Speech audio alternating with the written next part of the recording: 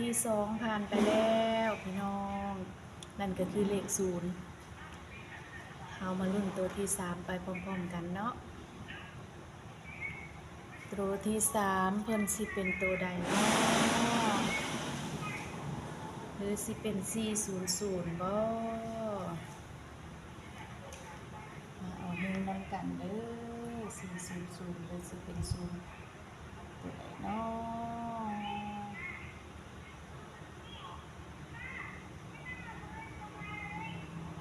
มาตัวใดก็คอยฟังไปนำกันเนาะพี่น้องเนาะขอให้มีสุขมีลาภเด้อสุขหูสุขคน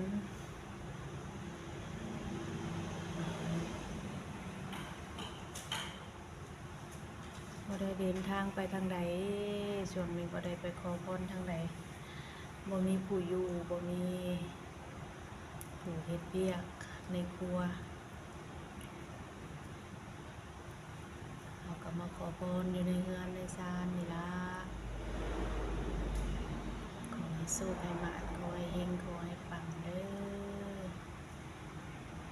เลขธูปตัวที่สามออกมาแล้วพี่น้อ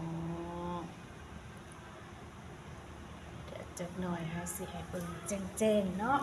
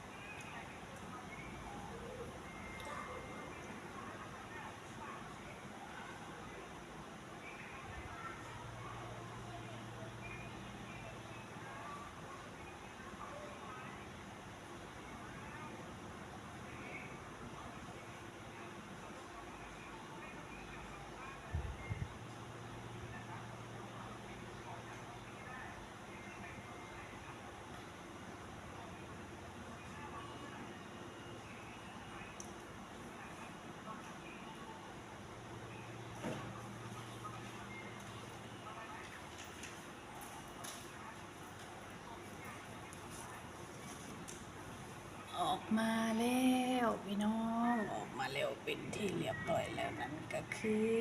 เราให้สิให้เบิ่งไกลๆเนาะบ่ได้เห็นเป็นตัวใดเนาะเป็นเลขตัวสุดท้ายเป็นเลข9เด้อพี่น้องเห็นบ่เนาะ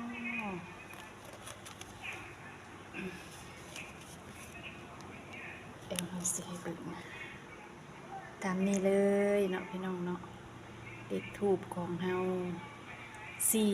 409กับตัดเลนก็สิมี0440เนาะ0990เสร็จแล้วก็049แล้วก็49เนาะขอให้ทุกคนโชคๆมันๆเฮงๆปังๆเด้อพี่น้องสุข